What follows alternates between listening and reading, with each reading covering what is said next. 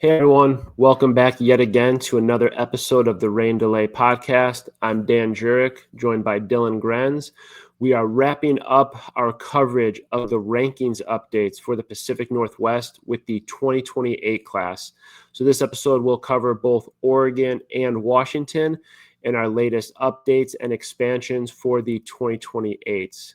Dylan, I know the last few weeks looking at the upperclassmen with the senior and junior updates, and then getting into this incoming sophomore class for Washington and Oregon. There's been a lot of analysis, a lot of evaluations, going back, looking at various reports and video and stats and kind of piecing this together as much as possible. So give me a quick little dive into how you kind of feel about these 2028 classes and maybe some of the things that you saw early on that we'll dive into later as we get into this episode. Yeah, I always love talking about the younger class, and the 2028s are no different going into their sophomore year now. A lot of fun to see where these guys are now, and then more specifically, seeing them again in our looks in the future here in the coming years. We get to see that progression and how they grow and get better, right? So it's great to see these guys in their underclass years at our events where they can kind of set a baseline, and then kind of moving into their upper class years, they kind of start to get some more opportunities, start to develop a little bit physically, develop their overall games as well. So super excited. Obviously, we expanded our ranks both in Oregon and Washington. Oregon to a top 30 for the 2028 class, and Washington now up to 65 players for our 28 class. So a great group of prospects in both states, and excited to get into both states a little bit. Definitely. And relatively modest numbers, especially compared to some of the size of the lists with the classes above them. And that's pretty intentional. We don't want to roll out too much of a sample size early on with classes, especially with like sophomores specifically. They are at a point in their development where we generally will see a lot of changes in this upcoming year, whether it's physical maturation, whether it's their offseason development, whatever the case may be. You'll also see a huge contingency of guys in both states get into that varsity level for the first time. Obviously, there's a lot of guys that had varsity experience as freshmen, which is valuable, but generally there's just a big jump across the board of guys that get into that varsity setting for the first time. And then whether it's the winter with our preseason workouts or whether it's the spring season, the information, the sample size for all these sophomores really jumps over these next few months. And as that information pops up and as performances, pop up and all of those things, we'll continue to, shuffle things around, get new players into the mix and see how this class stacks up. So again, a little bit of a modest expansion heading into the fall of this year.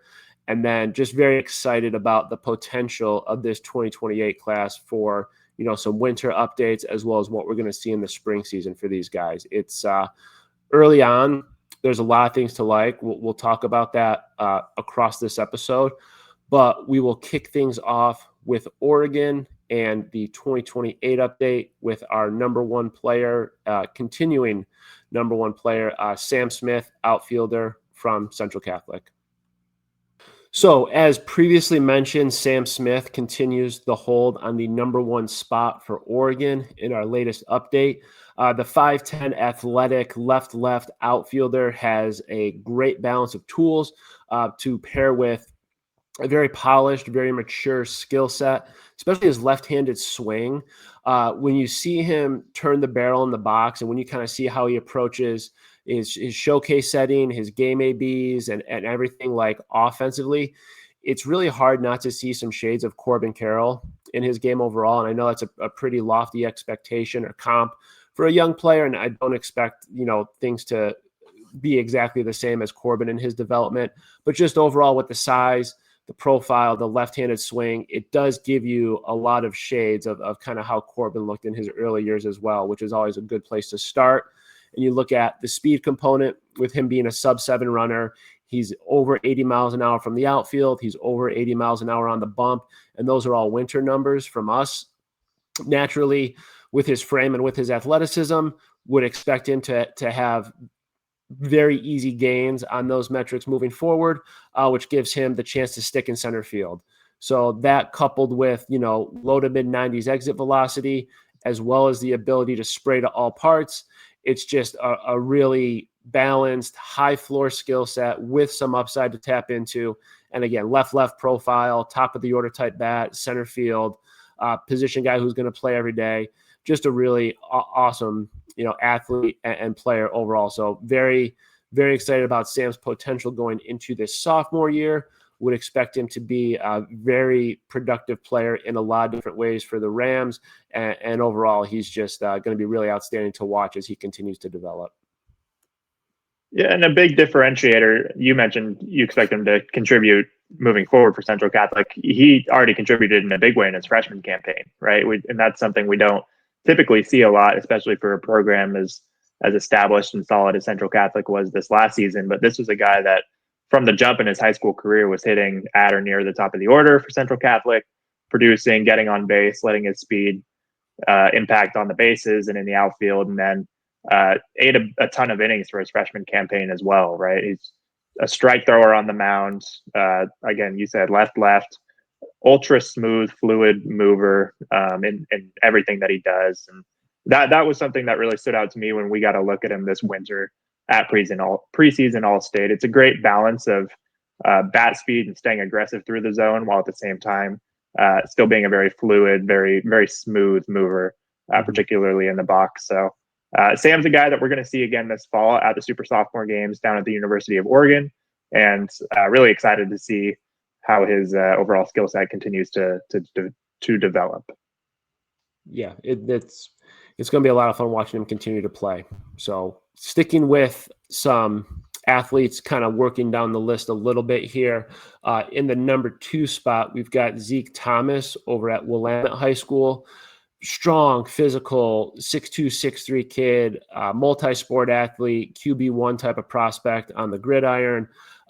Just made a really nice jump with his velocity in this past year. Came in and was in the top 5 in our last update. Stays strong at number 2 right here. And just from a physical standpoint, with the tools and the projection and the athleticism, there's a lot of things this kid can do, not just on the baseball field, but in all sports as well. And obviously flashing some premium arm talent early on in your high school career and then continuing to make those jumps just makes them all that more exciting, right? So where the ceiling is certainly probably the highest on the mound just because there's so much upside. Obviously very talented hitter. There's really not a spot on the baseball field where you can't put him. He's going to have the ability to pretty much do whatever he needs to do based on just what he can do with his skill set. Really excited to see how it develops, how it kind of progresses over the next year and change. And again, we've seen this style of arm, this type of athlete do very well for themselves as they continue to get bigger, stronger, and more physical, especially coming out of the Pacific Northwest, because you generally won't get a ton of innings early on based on the seasons, the multi-sport component, and you tend to be pretty fresh as you develop and get older. So again, with Zeke, checks a lot of boxes, another physical right-handed prospect coming out of the PNW on the mound. And again, just tons of upside, and he'll be a super exciting follow for us as we continue to see some more of that sample size for him in the spring. This is a guy that follows in the mold of the theme that we've seen coming out of the Pacific Northwest in recent years, right? And we've talked about this in some previous podcasts. Arms, particularly young, athletic, lean, loose kind of arms.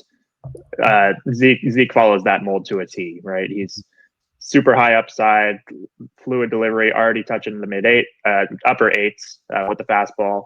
The athleticism is a big standout for him as well, and the ability to contribute at the varsity level is something we see with our third prospect here, transitioning to Bennett Wyatt, Ridgeview High School prospects, 6 foot, 6'1" type athlete, really strong actions on both sides of the ball to this point.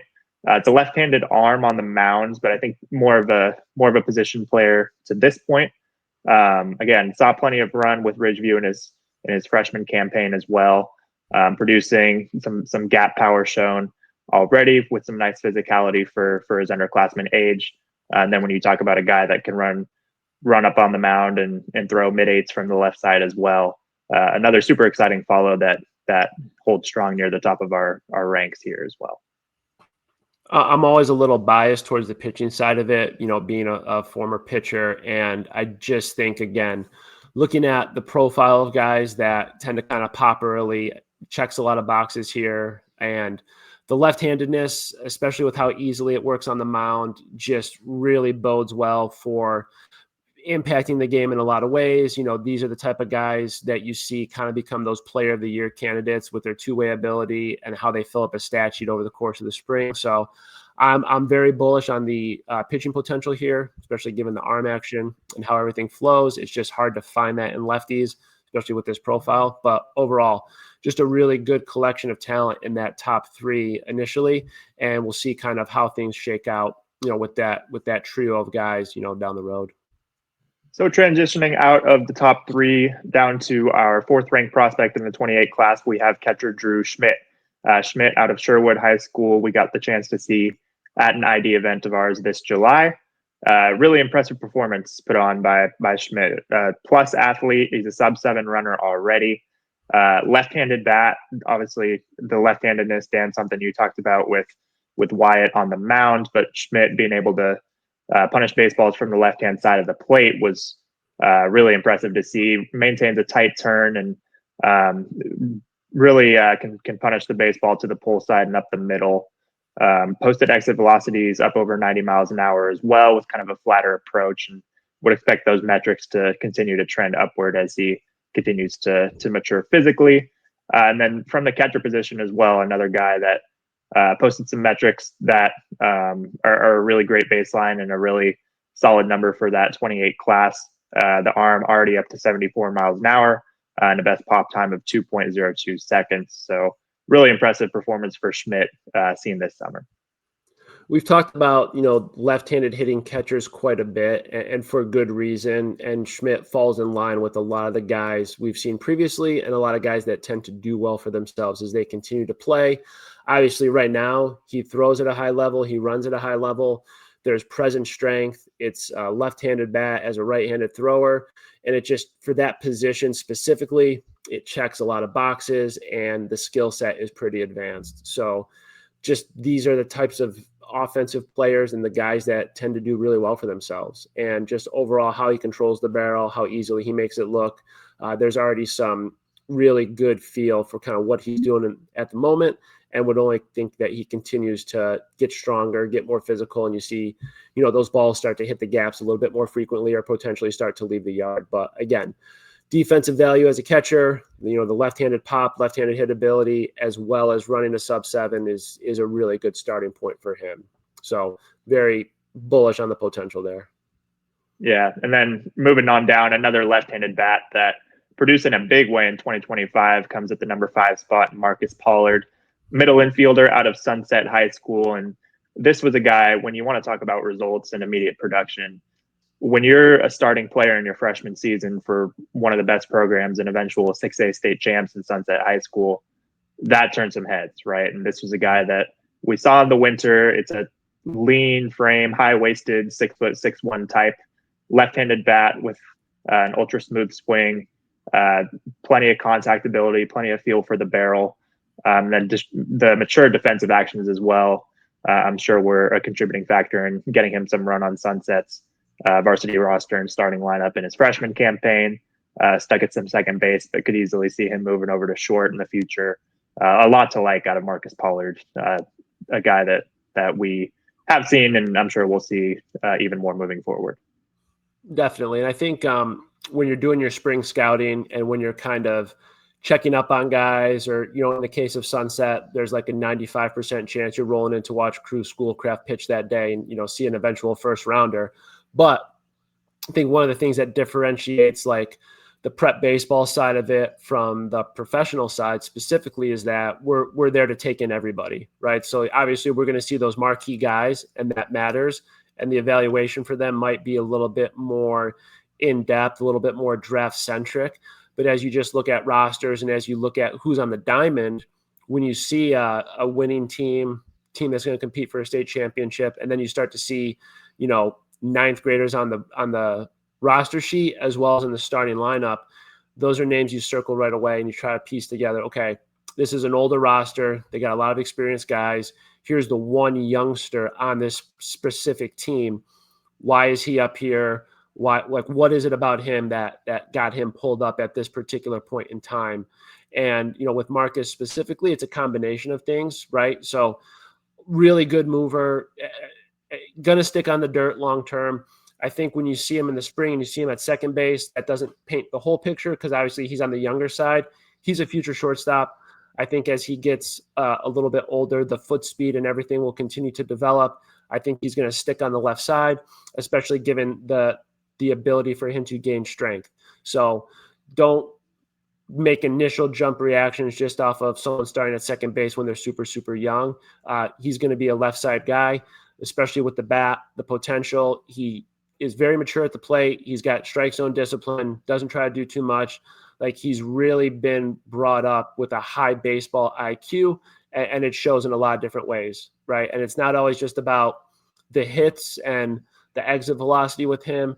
It's the quality at bat. It's the thought process. It's the approach. It's the swing decisions. Like, all of those things jump out right away. And again, with the upside and with the ability to continue to grow and develop, since he has that foundation between the ears and he knows how to play the game, I would expect him to just blossom very quickly, have a much larger role, for his varsity squad, and just continue to impact the game in all facets moving forward. And Marcus is a guy that we're going to see in the fall at the Super Sophomore event alongside a lot of the guys in this top 10. And it just goes to speak to what you were talking about earlier. And these guys are going to continue to get better, right? They're so young. They're just kind of scratching the surface of their game physically and their game in terms of, foot speed, strength, ability, all these sorts of things. So really excited to see guys like him, guys like Micah Burrell, if we jump down to our number 7 ranked guy on our list. Obviously, don't want to jump too far ahead. I guess we do have Tyson Harjo at 6 as well. But Burrell, another guy at 7 that we'll see this fall, that we saw this summer as well. But Dan, just wanted to get your thoughts. Obviously at Harjo at 6 and then Burrell at 7, another couple of super exciting prospects here as we work our way down the top 10. So starting off with Tyson Harjo at 6 specifically, he might have the most present offensive juice and power of any hitter in this class, especially coming out of Oregon right now. And I think from a physical standpoint, he's a little bit further along than most of his counterparts right now. Right profile, really athletic frame, kind of has like the shape and build that you want to see from maybe a future corner outfielder or third base catcher. Like, don't think you can really pin him in a specific position right now because there's just so much versatility to what he does. And he's just got body control and athletic actions in every component of his game that you could really kind of stick him anywhere right now. And ultimately, I think the offensive potential, specifically the power, will be the main calling card and kind of what carries him on to the next level, because you've got a very controlled, aggressive, right-handed swing, stays a little bit taller, creates some leverage. It's got that classic kind of lofted finish to it. Overall, arguably one of the more exciting bats in this class with the chance to fill a variety of defensive roles. And with Micah at number 7 out of Wells, similar path to kind of how he came on our radar as Marcus Pollard, where it was some spring scouting in the early months of the season brought us to a Wells matchup to see a specific arm, watch an early season high school tournament action, and again, see a freshman in the starting lineup, getting extra base hits, getting multiple knocks throughout the course of the game from the left side with some size, with some potential, with the frame. That gets circled early on, right? And that's how Micah kind of first got on the radar with a spring performance, and then followed up later in the summer ID event, and then also at state games, and really kind of cemented the overall skill set, the left-handed power, the swing, the potential, awesome size for an infielder to continue to grow into, and just overall showed the in-game attributes you want to see at a young age, as well as just those baseline numbers to prove that, the tools and the athleticism are there as well. So I think both of those guys have the chance to, climb even higher because their offensive output is just going to be something that's really tough for other guys to match. Definitely. And with Micah in particular, this was a guy that we got to see multiple times this summer. First at the University of Portland, and later at the state games, and it's a nice combination of, as you mentioned, ability at the plate, already solidified with some varsity action, and it's athleticism, right? And when we're talking about these guys near the top and things that we're looking for in terms of projection or how they're going to get better moving forward, athleticism, foot speed, how quickly they move, how well fluid the body moves is something that we're looking at. And Burrell's somebody that fits that mold in particular. 7-1 runner already, and I would expect that to improve moving forward in the future. And that's a theme we see with a couple of our guys that round out the top 10 as well. We mentioned. I guess I'll transition to number 8 here, Bo Johnson, new addition into the top 10 after a series of strong performances this summer.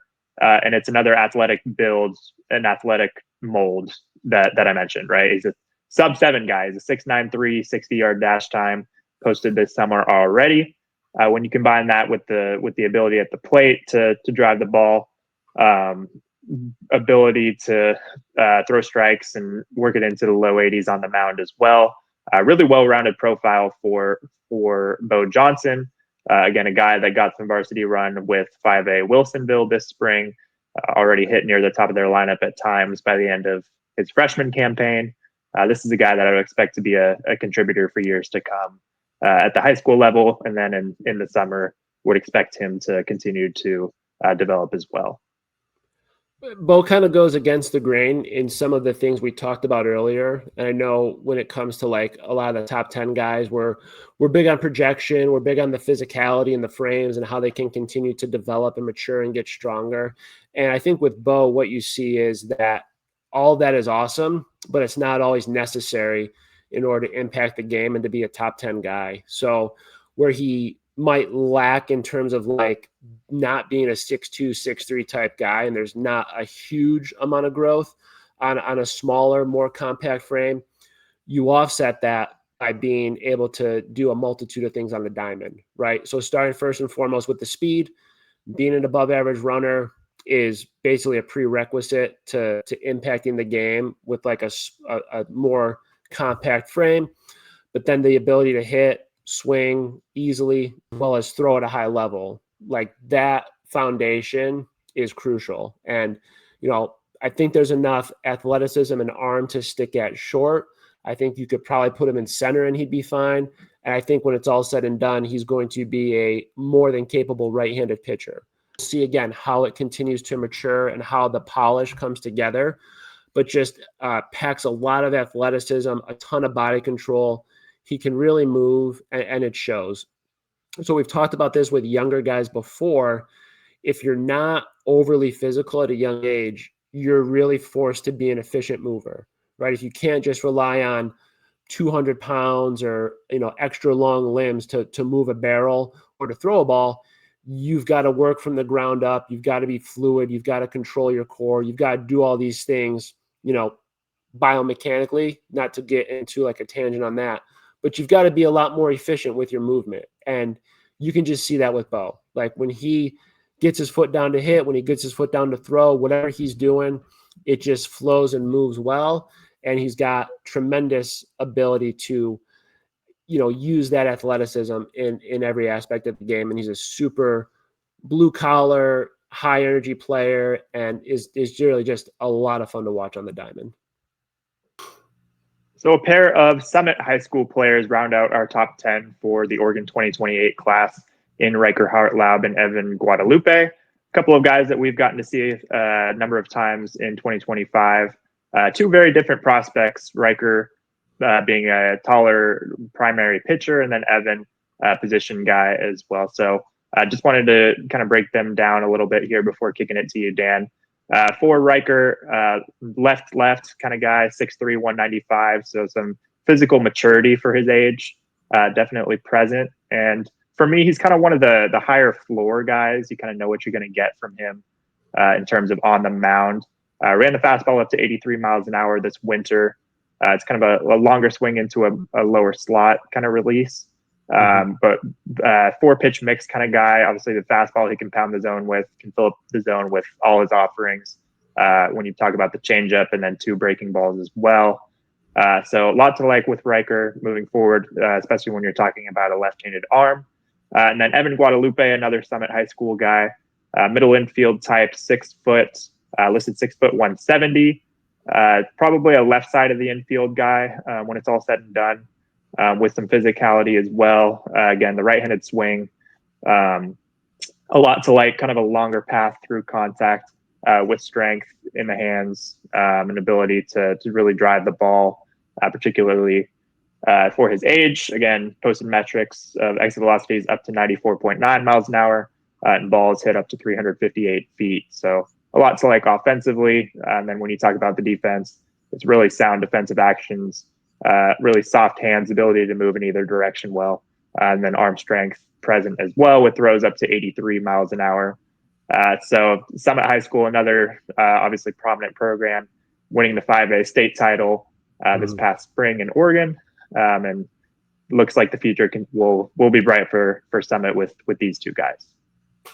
Definitely, and they've got some other ranked players in various classes as well to keep an eye on moving forward. But I think with Riker, he's a guy that you really need to see him approach live batters to really appreciate the skill set, not to diminish anything he does in a bullpen setting, because when you see a freshman throwing 82, 83 from the left side early, that definitely pops. And the overall operation and how easy and relaxed it is makes all of his pure stuff just play up that much more, right? He's definitely more of a pitcher than a thrower, and has an innate ability to really just add and subtract at any count in his outing to miss barrels and to generate a lot more swing and miss than you might think, right? It's not just the soft throwing lefty trope that, gets a bunch of weak contact because high school hitters aren't very good.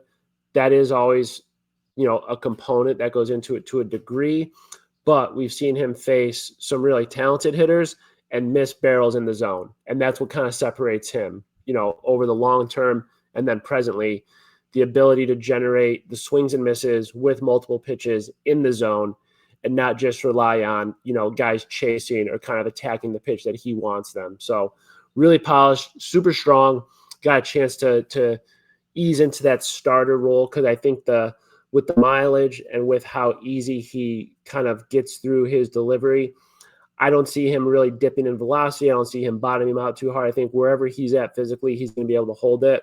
And he just really understands how to pitch and how to compete. And then just to wrap it up with Evan, really jumped off the page at a winter workout as soon as he started taking BP, hitting the ball in the low 90s with an aggressive, pretty violent right-handed swing with some pop at contact. And like you said, gets that extension afterwards. And then really showed well in state games, being one of the younger guys on the diamond, playing the middle of the infield, having good ABs, really bridging the gap between the tools and the athleticism and what we saw in the winter to how he can play the game in the spring as well. So, pair of teammates that figure to probably have pretty impactful roles this spring, and we really look forward to kind of seeing them develop and mature. So that'll round out our discussion on the Oregon 2028 top 10 list.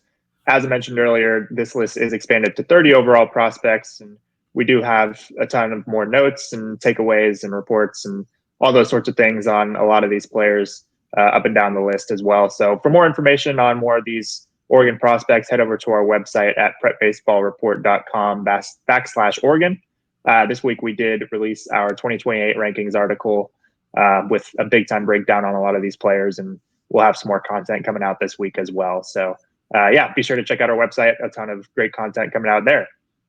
Switching gears a little bit here, we're going to talk about our Washington top 10 in the 2028 class now.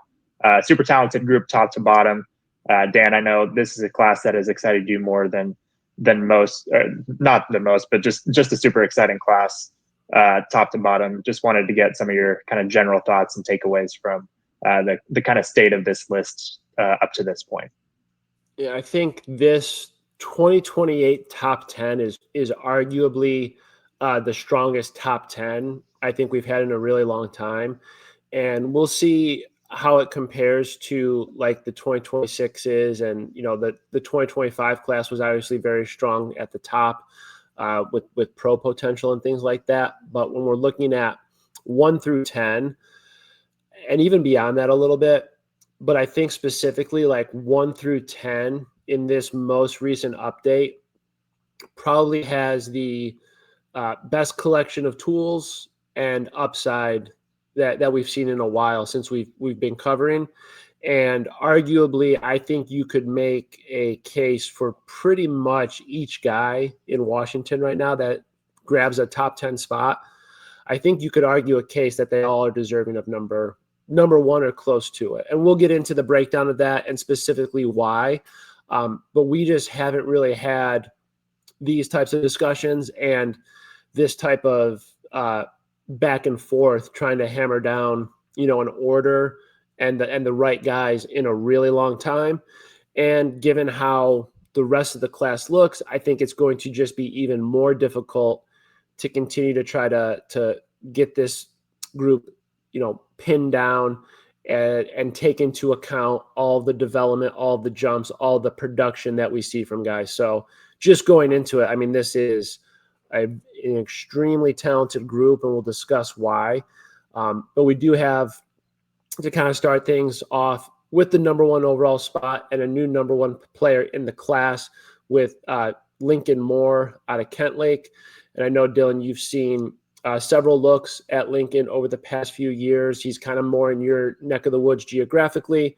Obviously, there's a couple, other players in that area that draw you to those games and to those matchups. And then in addition, Lincoln is a guy we've seen at some workouts as well as most recently state games this past summer. And I think he really took another step in terms of his physical presence, the overall impact on the game, but more so the ability to really be an above average shortstop, combining his speed, arm strength, athleticism, and then the offensive profile is really what kind of took him. Again, it's a modest jump going from number 2 to number 1 in terms of numerical value, but just overall, as it stands, recording this episode, getting ready for the winter, I think he's more than deserving of that number 1 spot for a multitude of reasons. And I'll kind of let you speak to, specifically what you've seen that also helped lead us and contribute to putting him in that top spot.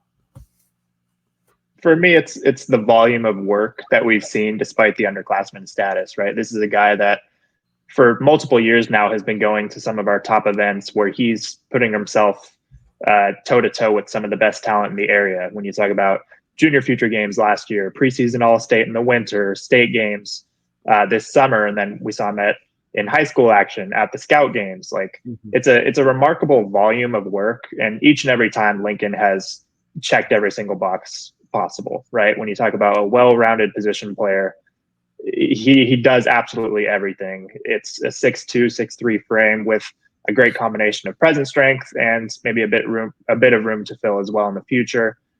Plus defender at shortstop, as you mentioned, with some arm strength. The offensive profile just continues to trend upward as well. Particularly stand out to me at state games this summer.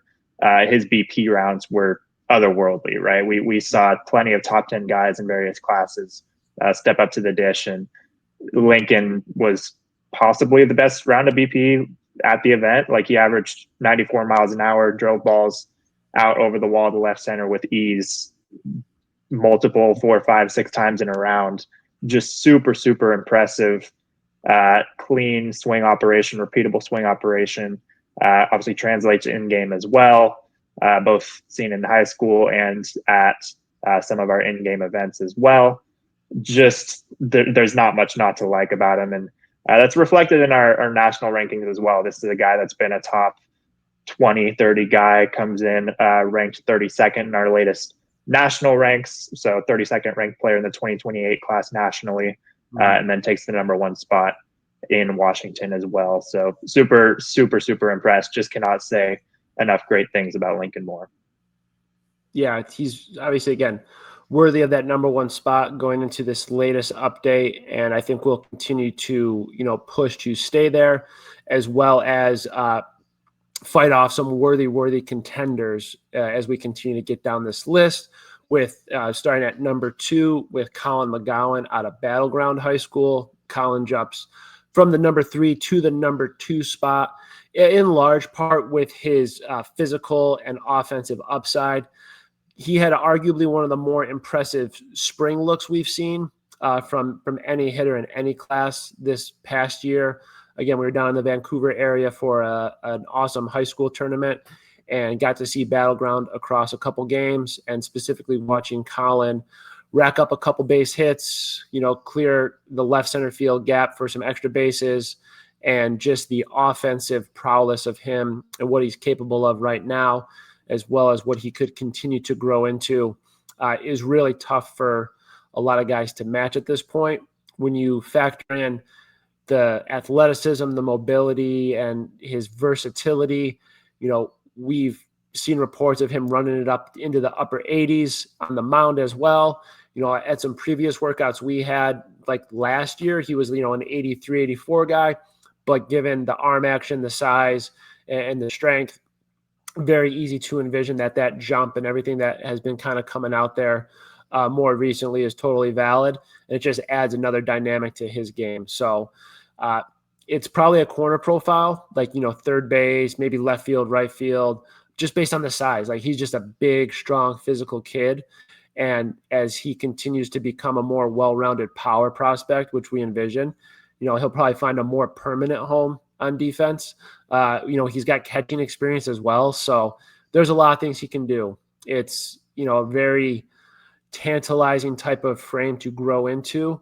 And overall, it was just that offensive hit ability, the power, the arm strength that really kind of put him into that number 2 spot in this latest update. So again, has all the tools and all the makings of a number 1 type prospect, and would expect him to contend for that, as well down the road.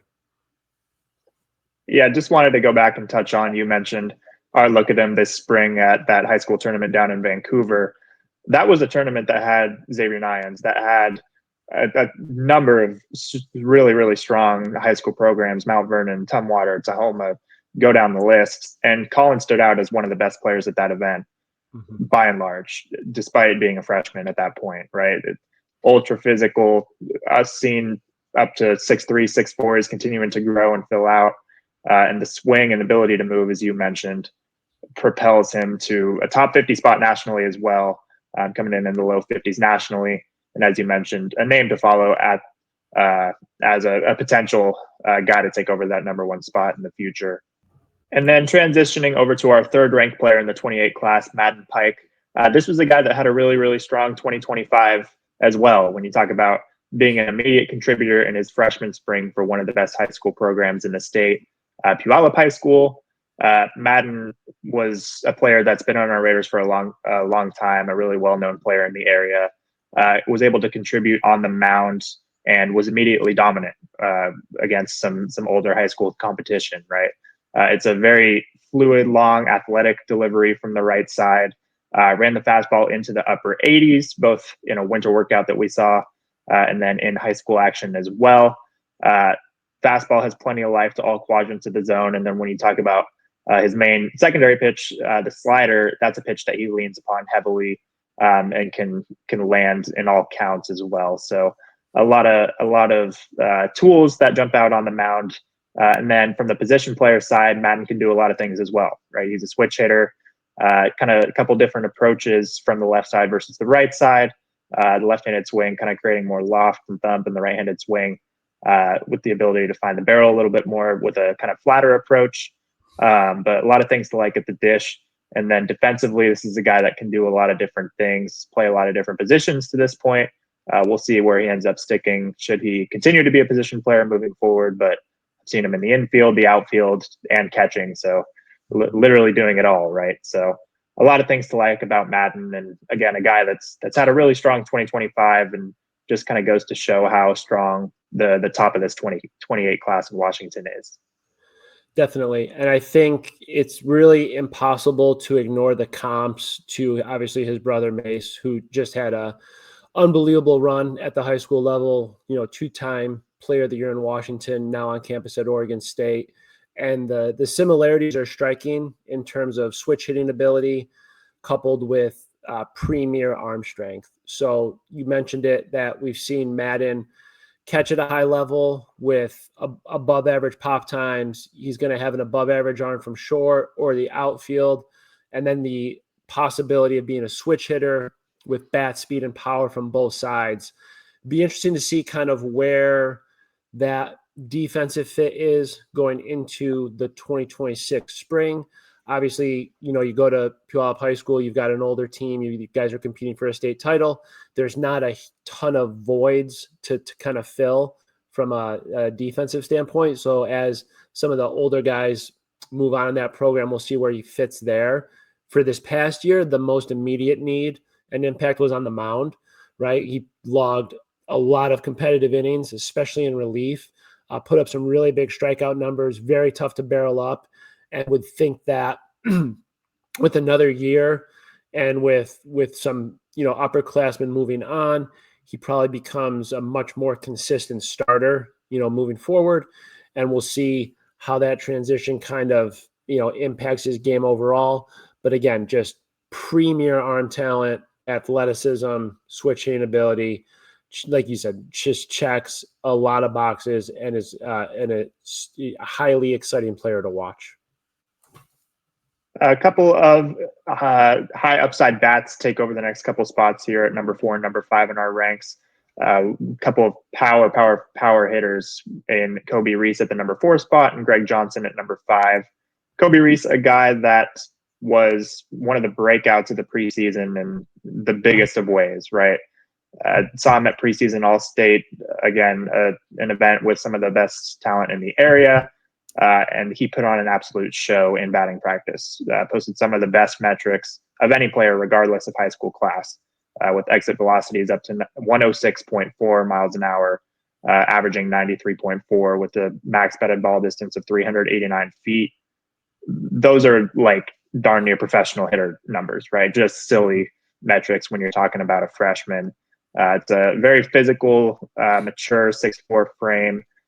Got some run in center field in high school action this spring, but likely a corner guy moving forward.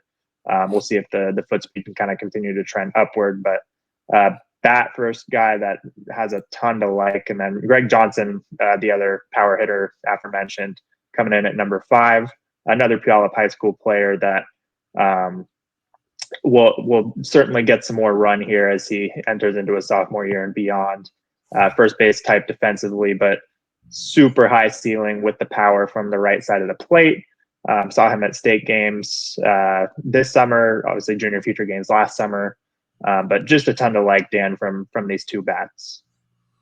Starting off with Kobe specifically at number 4, again, kind of alluded to this before we got going with this top 10, but certainly has a strong case to be the number 1 overall player in this class, and would imagine that as these guys accumulate more experience and more games, and again, the sample size gets larger, that it's going to be an argument, for him in that number 1 spot, even more so. And it starts with, legit light tower power. And we got to see that across multiple looks. So we saw the indoor stuff this winter. Then in the summer, we, at the Northwest Scout games, all the guys on the field at the same time definitely helps increase the type of evaluation that you get, and being able to make those direct comparisons to guys in the moment is pretty crucial. And whether it was the 2028s who were there or the seniors, the 2026s, like his BP was the best BP, right? And I think at one point towards his second or third round, he hit 4 straight home runs with a wood bat. And not like wall scrapers here. We're talking home run derby, majestic ball flight. Basically just if the barrel catches it out front, it's just leaving the yard. And it's a combination of the strength, the bat speed, the swing path, the leverage. Like when it syncs up, it's next level type of production. So with any power hitter, and we'll talk about some other guys, whether it's Kobe or whether it's Greg or whether it's further down the list, like there's always a little bit of risk involved because it is the hardest tool to consistently tap into, especially once pitching gets better. But in the instance with these guys in the top 10, the ceiling is so damn high, it's just impossible to ignore.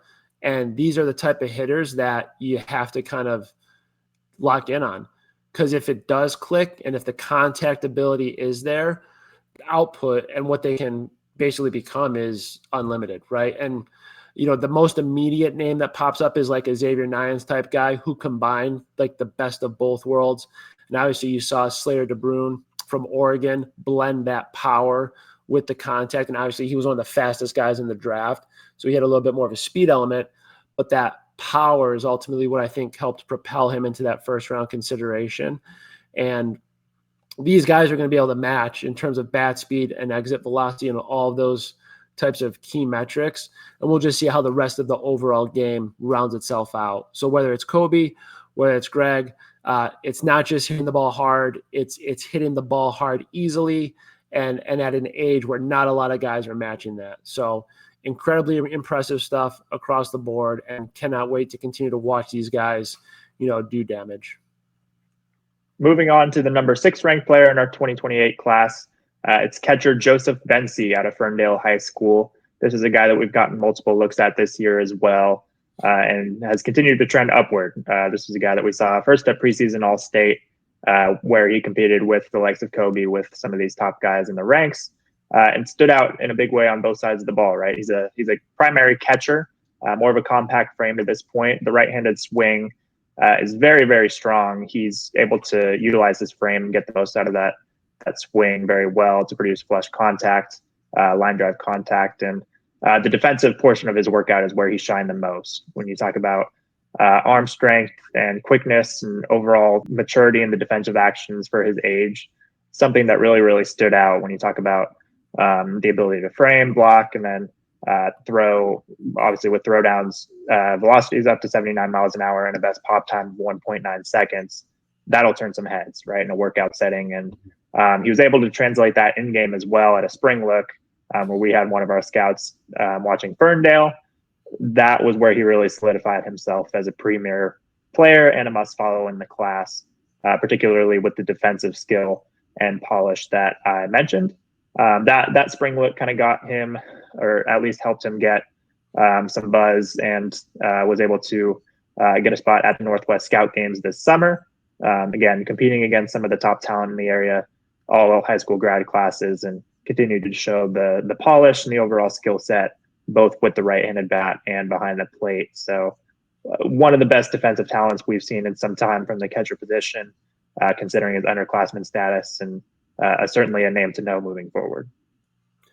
I think you can argue with Joe specifically that he might be the best defensive player in this class. And I know we typically look at shortstops or center field types because of the volume and the frequency of those types of positions towards the tops of rankings.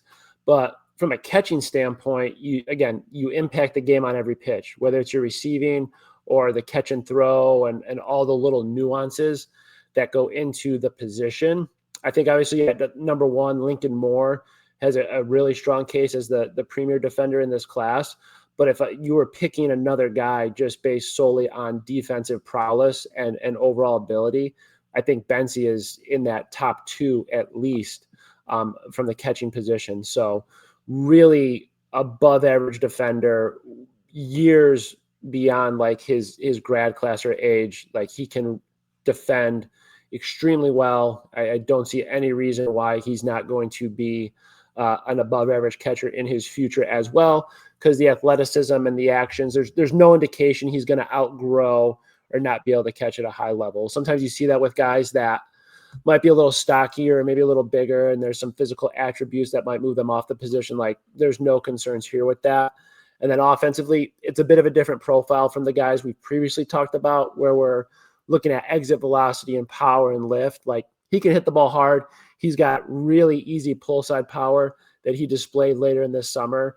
But I think there's a higher floor in terms of his contact ability and his hit ability. And it's going to be a lot of doubles, extra base hits, gap to gap type of stuff with his overall game when it's all said and done. But again, premium defender at a crucial position, that's going to do really well for himself down the road. Now transitioning to the 7th and 8th ranked players in our top 10, a couple of guys that we saw at the State Games event this summer. Again, one of our premier events of the summer, where they get a look in a showcase environment as well as a gameplay environment against some of the top talent in the Pacific Northwest. At the number 7 spot, it's Sennett Timmermans, right-handed pitcher out of Lincoln High School, 6'5", 195 arm, one of the absolute smoothest, easy-looking, most consistent deliveries that I've seen in some time from a young arm.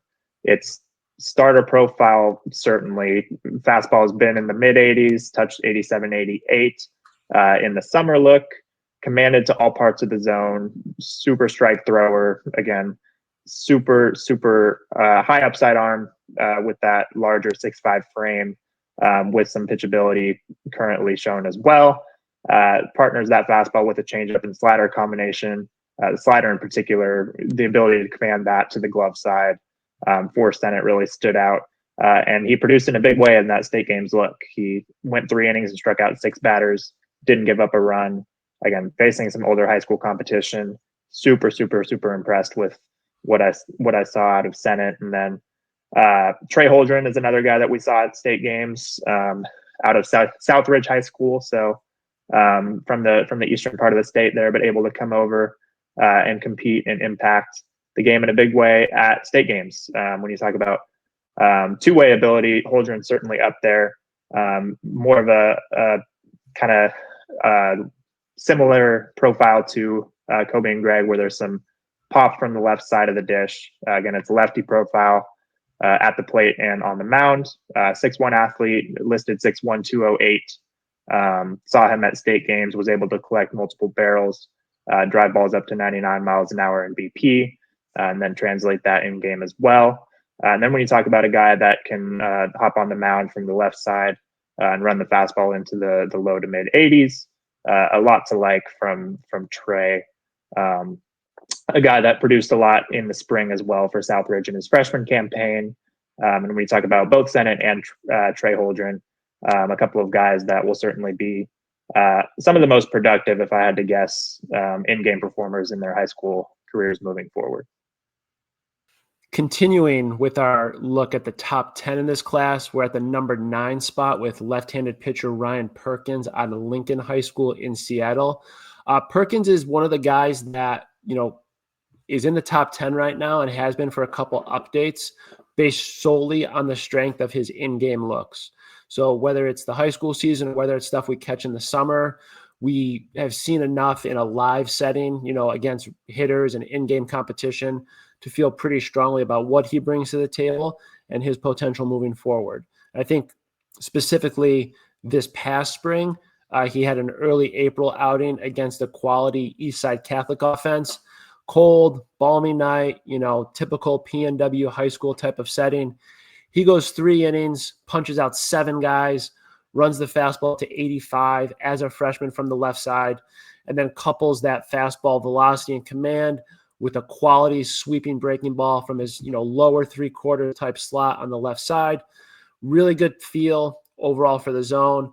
The 6'3", 6'4" size is only going to help him maintain a starter type of role. He's going to add strength. There's going to be more innings available as he continues to, build his track record at that high school setting. And overall, haven't seen a ton of lefties in the class that combine the physicality, the fastball command, and that secondary pitch, which is so crucial when we look at missing bats, getting strikeouts, avoiding contact. So overall, just a really exciting left-handed pitcher to keep an eye on. And then at the number 10 spot, we've got another, left profile guy with Ben Byman out of Eastlake High School. Really jumped off the page late this summer with some exceptional batting practice. And this is a guy that got initial exposure to us the previous summer, did an ID workout, followed it up with a performance at the Junior Future Games. And then in that time between the JFGs and this past summer, really came together, got a lot of experience on varsity as a freshman, saw him live in the spring, grab a couple base hits. Obviously, Eastlake advanced super far into the state finals. So Byman was a big part of that and will continue to be a big part of that roster moving forward. But again, he brings well above average power to the left side, bat speed, strength, loft, exit velocities up over 100, most recently, easily, right? So it's consistently mid to upper 9s, basically with any contact to all parts of the field. And then when he gets really aggressive and gets to his pull side, He's pushing north of 100 basically every time out. Big separator for him was the speed component and just the overall defensive versatility. Ran a 6.88 at our previous workout that he was at. Really kind of changes the dynamic of him overall, because that speed element gives him the ability to kind of float to the outfield, stay at first base, but also just indicates some future potential for growth as he continues to mature and develop. So for those two guys to be holding down the number 9 and number 10 spot respectively, really, again, enforces the strength of this class, the depth of this group. And again, overall, I really think there's big arguments to be made that each one of these guys possess tools, attributes, and ability that could land them in that top spot down the road. So this top 10, again, arguably the best collection of just raw talent that we've ever seen in a class early on. And it'll be extremely fun to watch these guys compete, as well as get pushed by the other players in this class and this group that continues to just develop and make jumps and shine like in a way that we really haven't seen before in recent years. So as I mentioned before with our Oregon ranks, we do have more information on more of our players in our Washington 2028 ranks available on our website with our rankings release article that came out this Monday, as well as some more content that we'll be putting out about the 28 class later this week.